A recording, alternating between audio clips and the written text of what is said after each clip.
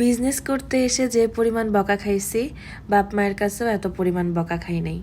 কিন্তু সেটা বাটপারি করার জন্য না, এত সুন্দর সুন্দর কালার একবার করে স্টকে আনার পর পরবর্তীতে আর না আনতে পারার জন্য। এই কালারটা একদম ময়ূরের কণ্ঠের যে কালারটা থাকে সেই কালারটা, মানে ব্লু আর গ্রিন মিক্সড করে যে কালারটা হয় সেই গ্রিনও না, এক একবার এক একটা লাগে। মানে কি যে মারাত্মক একটা কালার। রোজার ঈদের আগে, কোরবানিদের আগে, মানে দুটা সময় আমার এত বাজে গেছে, মানে এই কালারগুলো আমি পাই নেই। একবার করে আনছি, 4টা-5টা করে আনছি, তারপর আর পাই নেই। আমার কি দোষ বলেন? কাস্টমার আপুরা এসে আমাকে বকাবকি শুরু করে দেয় যে এত সুন্দর জিনিস দেখায় তারপর আর দেন না।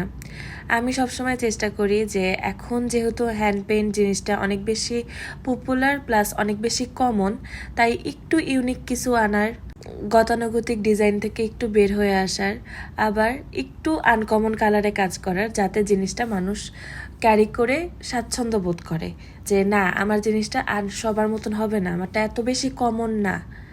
কিন্তু তাঁতিরা যদি প্রোডাকশনই বন্ধ করে দেয়, আমার কোনো দোষ আছে বলেন? এটারও আমি কয়টা পিস দিতে পারবো জানি না, এটা সামনাসামনি মারাত্মক একটা পিস।